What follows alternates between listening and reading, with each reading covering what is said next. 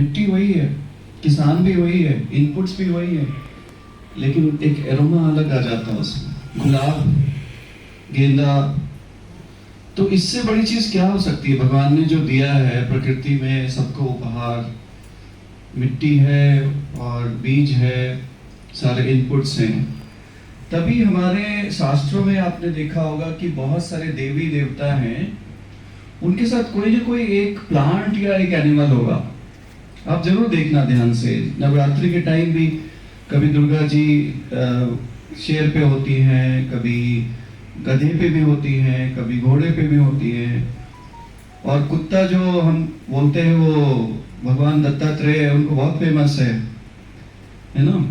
और बहुत ऐसे हुए। तो मुझे ऐसा लगता है कि ट्राइबल गॉड्स जो थे वो सब प्रकृति के साथ रहना सीखा। उनको लगा कि सबसे बड़ा दोस्त तो मेरा यही है जो मेरी मदद करेगा, और धीरे धीरे हमने उनके साथ रिश्ता बनाया, खेती करनी शुरू करी, और हम पहले फूड और को गैदर किए, फिर हंटिंग भी किया, फिर अलग अलग वेराइटीज बनाए। देखा अच्छा ये पौधा कुछ अलग सा दिख रहा है, चलो खा के देखते हैं। कुछ लोग मर भी गए होंगे कुछ ऐसे टॉक्सिक पौधे खा के, लेकिन कुछ लोगों ने डॉक्यूमेंट किया कि नहीं ये बहुत बढ़िया है, इसको खा के अच्छा लग रहा है, उसको लिखा गया। और आज 10,000 साल के बाद आप सोचिए कि ह्यूमन हिस्ट्री कितनी अभी रिसेंट है। इकोलॉजिकल हिस्ट्री या जो इवोल्यूशन ऑफ अर्थ हुआ है उसमें हमारा यहाँ आना जैसे अभी कल आए हैं। अगर मैं पूरे टाइम स्केल को हम उसको कर दे, स्केल डाउन कर दे, तो हमारा अभी एग्जिस्टेंस कल का ही है।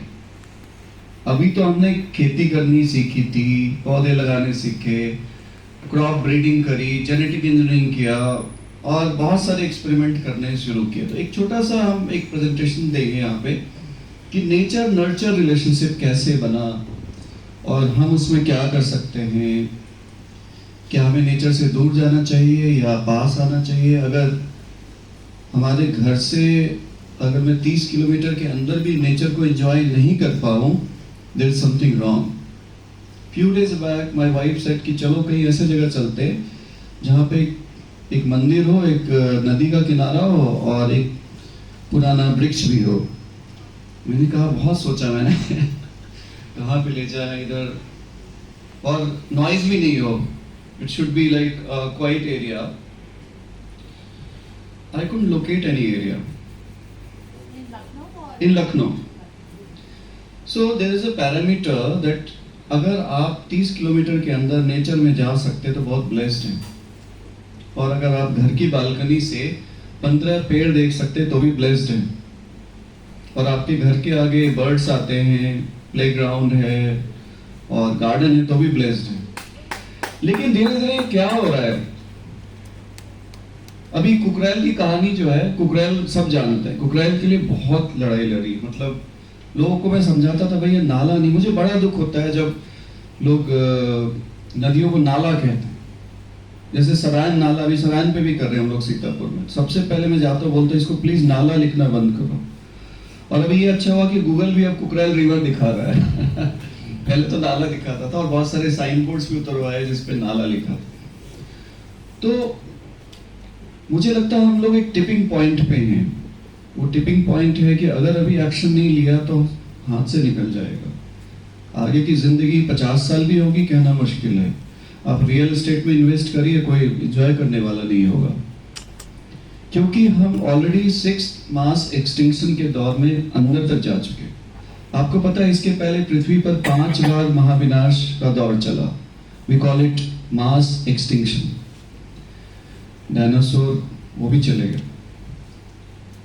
और अभी जो 6ठा महाविनाश का दौर चल रहा है उसको लिखने वाले हम हैं, Anthropocene. We call it Anthropocene, led by human power, artificial intelligence. और एक दिन हमें लगेगा कि ये सब इतना जखीरा हमने क्यों बना डाला। अच्छी खासी जिंदगी थी, सब्जी लेके आते थे और एंजॉय करते थे, पार्क में घूमते थे, अब तो वही मोबाइल फोन में देख रहे हैं। खैर लंबी कहानी, नेक्स्ट। छोटा सा है कि कैसे इकोसिस्टम और बायोडायवर्सिटी लिंक्ड है, रेजिलियंस क्या। जैसे मैम ने एक फोटो दिखाया था कि प्लांट जल गया था लेकिन उसके फिर से कोपले निकल आई। That is called resilience. और रेजिलियंस नेचर में जितना है ना उतना दुनिया में कहीं नहीं है रेजिलियंस। मेरे कैंपस में एक पेड़ आंधी से टूट गया बिल्कुल नीचे से।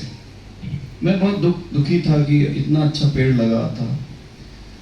उसके 1 महीने के बाद साइड से ब्रांचेस आने लगी और आज वो बहुत बड़ा पेड़ है। मैं देखता हूँ रेजिलियंस।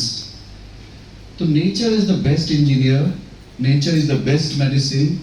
और नेचर के अंदर जो रेजिलियंस होता है, bounding back with same energy when disturb many times. आपको डिस्टर्ब करेगा, आप डिप्रेशन की दवा खाने लगते हैं, कहीं चले जाते हैं। नेचर को देखो ना, जला दिया तो भी वो फिर से निकला। एक पेड़ गिर गया तो ऐसे निकला।